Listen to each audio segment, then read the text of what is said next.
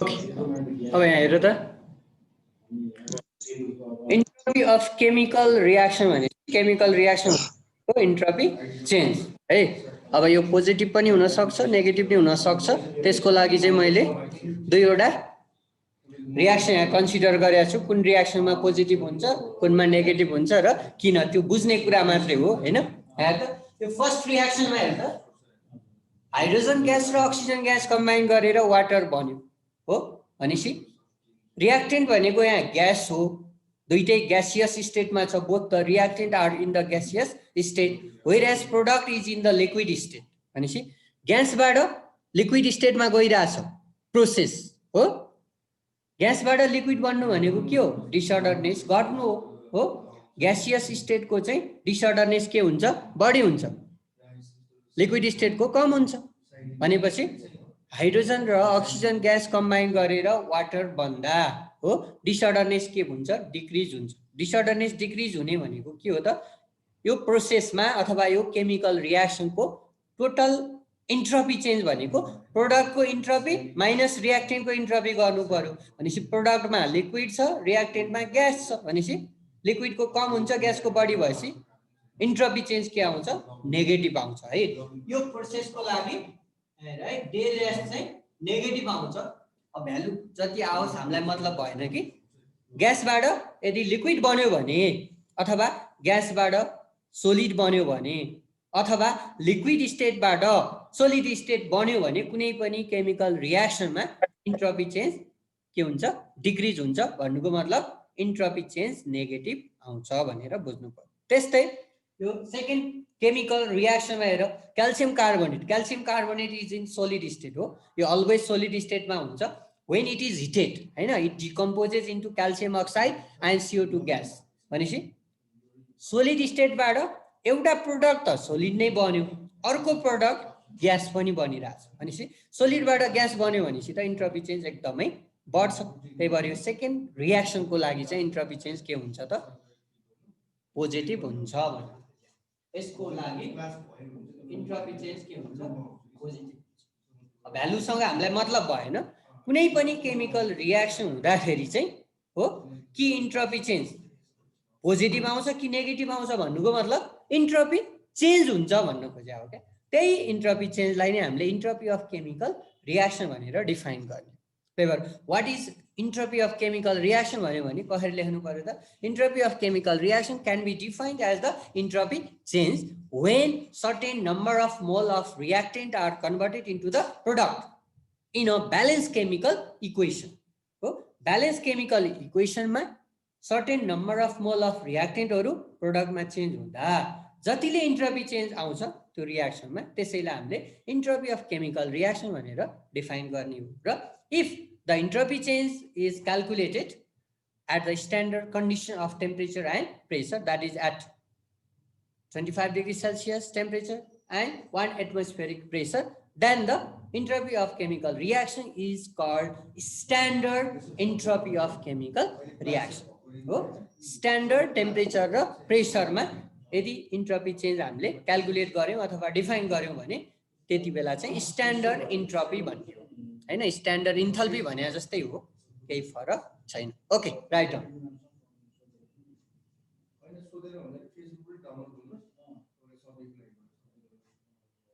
यहाँ लोगो आउँछ हैन, रुटिन आउँछ यहाँ चाहिँ तपाईले याद गर्नु यहाँ camera class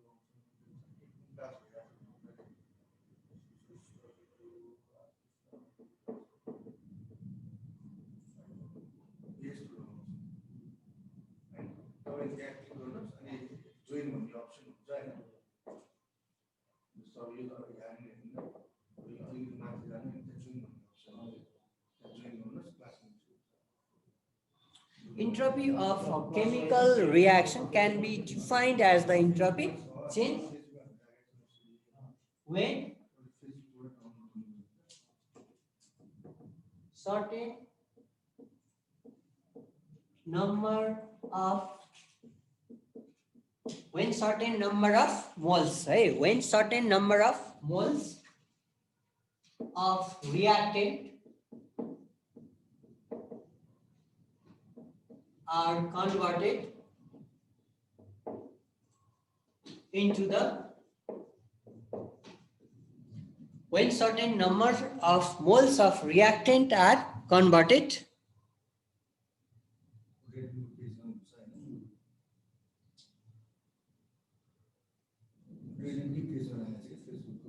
when certain number of moles of reactant are converted into the product in a balanced chemical equation.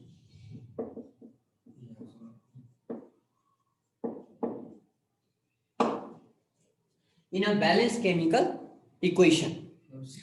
Entropy of a chemical reaction can be defined as the entropy change when certain number of moles of reactant are converted into the product in a balanced chemical equation. र simply कुनै पनि chemical reaction को लागि entropy change भनेको product को total entropy change बाट reactant को total entropy change घटाइदिने. त्यही भएर simply entropy of chemical reaction हो is the difference of total entropy of product and reactant भनेर पनि हामीले mathematically लेख्न सक्छौं. The entropy change of a chemical reaction. Entropy change of a chemical reaction is the difference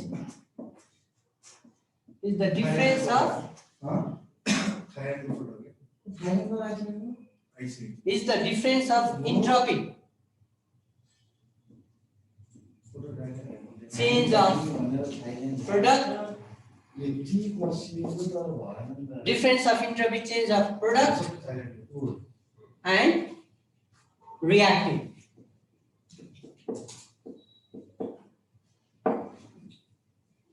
Mathematically,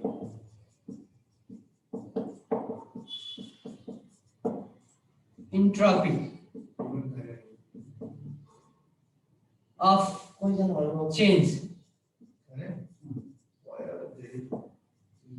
of a chemical reaction, like simply del S mano. Entropy change of chemical reaction भनेको total entropy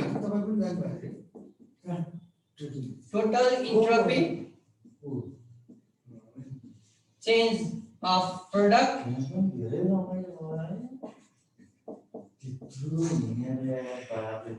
minus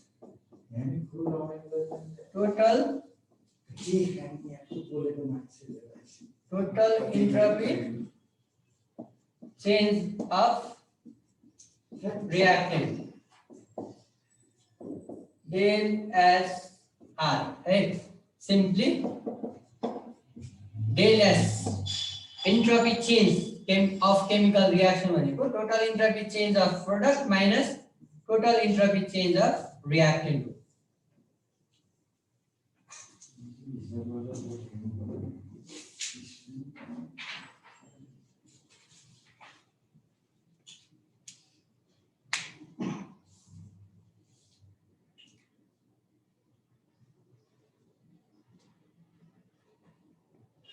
Okay, अब जस्तै एउटा reaction छ, suppose हेर्नु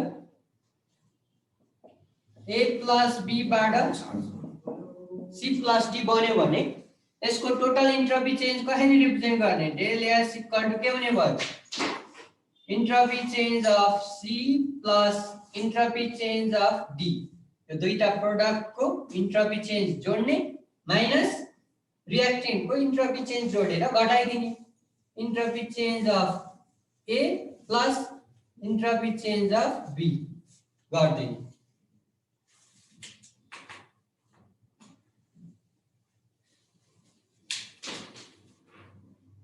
हो entropy change of A plus entropy change of B.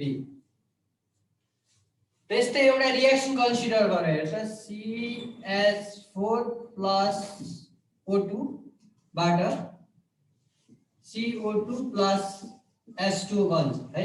Suppose combustion of methane हो, मिथेनको combustion भयो, methane बल्यो भने कार्बन डाइअक्साइड र वाटर बन्छ। अब यसलाई पहिला ब्यालेन्स गर्नु पर्यो। जहिले पनि हामीले ब्यालेन्स केमिकल इक्वेसनको लागि चाहिँ डिफाइन गर्ने हो। ओके, अब यो रियाक्सनको लागि इन्ट्रोपी चेन्ज भन्यो भने entropy change for this reaction भन्यो भने total entropy change of product minus total entropy change of reactant गर्नु पर्यो हो। अब total entropy change of product भन्यो भने प्रोडक्ट साइडमा के छ, CO2 र H2O छ। त्यही भएर entropy change of CO2 plus यहाँ हेर है, वाटर चाहिँ दुईवटा मोलिक्युल बनिरहेछ। त्यही भएर दुईवटा मोलिक्युल बन्यो भने 2 टाइम्स गर्नुपर्छ है, 2 times entropy change of H2O गर्नु पर्यो। यदि 3 वटा वाटर मोलिक्युल बनेको भए 3 times entropy change of H2O गर्नु पर्छ। यो दुईटा प्रोडक्टको टोटल इन्ट्रोपी चेन्जलाई जोड्ने अनि माइनस रिएक्टेन्टमा के छ, CH4 र O2 छ। त्यही भएर total entropy change of CH4 plus 2 times entropy change of O2 गर्नु पर्यो, किनभने अक्सिजन दुईवटा मोलिक्युल युज भएको छ। यसरी चाहिँ हामीले कुनै पनि केमिकल रिएक्सनको चाहिँ इन्ट्रोपी चेन्ज क्याल्कुलेट गर भन्यो भने सिधै इन्ट्रोपी चेन्ज भनेको total entropy change of product minus total entropy change of reactant गर्ने हो। अनि अब हरेक रिएक्टेन्ट र प्रोडक्टको चाहिँ हामीलाई इन्ट्रोपी चेन्ज थाहा हुनु पर्यो to determine the entropy change of that chemical reaction हो। त्यो केमिकल रिएक्सनको इन्ट्रोपी चेन्ज ठ्याक्कै कति छ भनेर हामीलाई थाहा हुनको लागि त्यो केमिकल रिएक्सनमा इन्भल्भ भएको हरेक रिएक्टेन्ट र प्रोडक्टको चाहिँ हामीलाई इन्ट्रोपी चेन्ज थाहा हुनु पर्छ। अनि मात्रै त्यो रिएक्सनको लागि हामीले त्यो केमिकल रिएक्सनको लागि इन्ट्रोपी चेन्ज क्याल्कुलेट गर्न सक्छौँ। र अब यही कुरालाई स्ट्यान्डर्ड थपिदियो अगाडि है, इन्ट्रोपी अफ केमिकल रिएक्सनको ठाउँमा अगाडि standard entropy of chemical reaction भनेर थपिदियो भने standard condition of temperature and pressure भनेर एड गर्नु पर्यो। अरू ल्याङ्ग्वेज सबै त्यही हो है, कहिलेकाहीँ स्ट्यान्डर्ड भनेर अगाडि थपिरहेको हुन्छ, तिमीहरूले पनि स्ट्यान्डर्ड थपिदिने, स्ट्यान्डर्ड टेम्परेचर एन्ड प्रेसर थपिदिने। स्ट्यान्डर्ड टेम्परेचर र प्रेसर 25 डिग्री सेल्सियस र 1 एटमोस्फेरिक प्रेसरमा कुनै पनि केमिकल रिएक्सनको इन्ट्रोपी चेन्ज डिटर्मिन गरियो, क्याल्कुलेट गरियो भने त्यो भ्यालुलाई स्ट्यान्डर्ड टेम्परेचर र प्रेसरको इन्ट्रोपी चेन्जलाई standard entropy of chemical reaction भन्ने हो। र त्यसको रिप्रेजेन्टेसनमा के हुन्छ भने यो डेल एस को यो माथिपट्टि नट राखिदिया हुन्छ है, डेल एस नट है, त्यस्तो del S naught just exactly हामीले इन्थल्पीमा डिफाइन गरे जस्तै हो।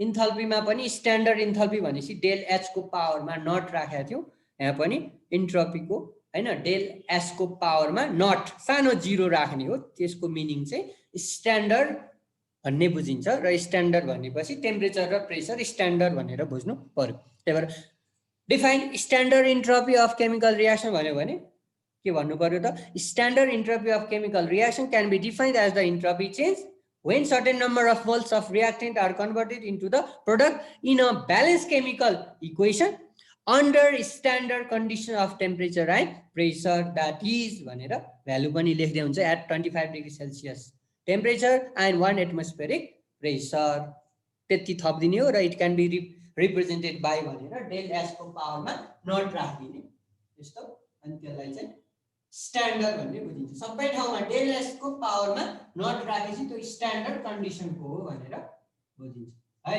त्यो चाहिँ आफै गर्ने, अब सबैमा त्यो नट थप्ने हो, अगाडि स्ट्यान्डर्ड थप्ने हो र टेम्परेचर र प्रेसर स्ट्यान्डर्ड एड गर्ने। ठिक छ, यति हो।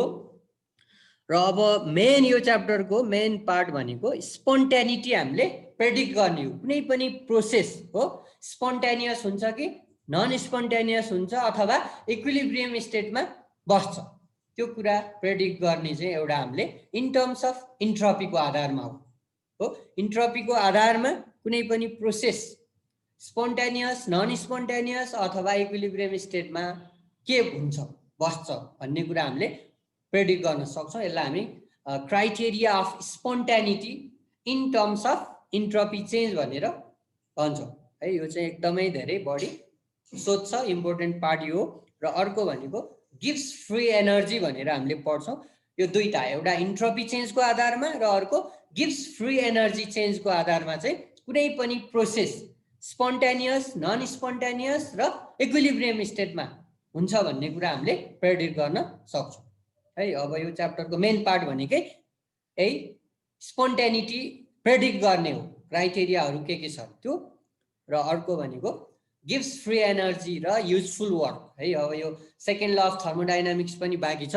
जस्तै फर्स्ट ल अफ थर्मोडाइनामिक्सले एनर्जी होइन वर्कमा चेन्ज हुन्छ भन्यो होइन, तर कति पर्सेन्ट एनर्जी चाहिँ युजफुल वर्कमा चेन्ज हुन्छ त्यो कुरा भन्न सकेन। अब सेकेन्ड ल अफ थर्मोडाइनामिक्समा चाहिँ कति पर्सेन्ट एनर्जी चाहिँ युजफुल वर्कमा चेन्ज हुन्छ, त्यसैलाई हामीले इफिसियन्सी भन्ने हो होइन।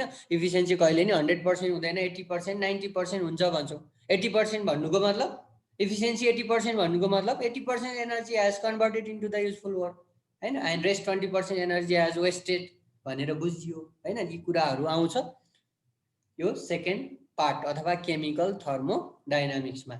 र अब युजफुल वर्क भने के हो है, त्यो कुरा हामीले बुझ्नु पर्यो। युजफुल वर्क, यसलाई नेटवर्क पनि भन्छ है। युजफुल वर्क भनेको नेटवर्क, जति पर्सेन्ट एनर्जी चाहिँ वर्कमा चेन्ज हुन्छ त्यो वर्कमा चेन्ज हुन सक्ने एनर्जीलाई मात्रै हामीले युजफुल वर्क भन्ने हो।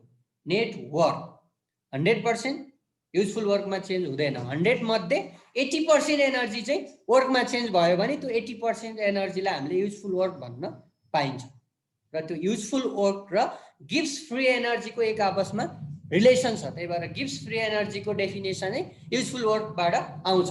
त्यही भएर gives free energy, free energy भनेको सिस्टमको एनर्जी हो जुन एनर्जीलाई हामीले युजफुल वर्कमा कन्भर्ट गर्न सक्छौँ। त्यही भएर डिफाइन गिभ्स फ्री एनर्जी भन्यो भने the amount of energy available in a system that can be converted into useful work भनेर डिफाइन गर्छौँ। सिस्टममा भएको त्यो एनर्जी जसलाई वर्कमा युजफुल वर्कमा कन्भर्ट गर्न मिल्छ, ट्रान्सफर गर्न मिल्छ अथवा सकिन्छ भने त्यो युजफुल वर्कमा ट्रान्सफर गर्न मिल्ने एमाउन्ट अफ एनर्जीलाई नै हामीले युजफुल वर्क भन्ने हो। र it is equivalent to the गिभ्स फ्री एनर्जी। त्यो म्याथमेटिकल्ली पनि हामीले डिराइभ गर्छौँ। Useful work is equal to गिभ्स फ्री एनर्जी भनेर त्यसको डेरिभेसन पनि छ। र अनि अर्को भनेको सेकेन्ड ल अफ थर्मोडाइनामिक्स है। अब फर्स्ट ल अफ थर्मोडाइनामिक्सलाई जस्तै अब सेकेन्ड ल अफ थर्मोडाइनामिक्सलाई पनि हामीले डिफाइन गर्छौँ र दुई तरिकाले डिफाइन गर्छौँ है। सेकेन्ड ल अफ थर्मोडाइनामिक्सलाई चाहिँ दुई तरिकाले हामीले बुझ्न सक्छौँ। एउटा in terms of entropy change, एउटा इन्ट्रोपी चेन्जको आधारमा, र अर्को इन टर्म्स अफ इफिसियन्सी। यो दुई तरिकाले यसलाई हामीले स्टेट गरेर म्याथमेटिकल्ली डिस्कस गर्छौँ हो।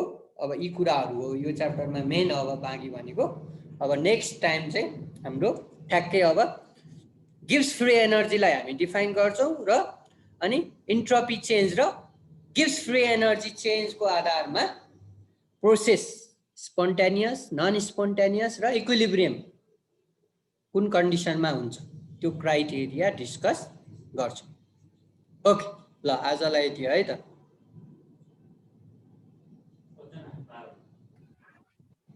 है त्यही थियो, 52 जना थियो, अहिले 44 मा झरिसक्यो।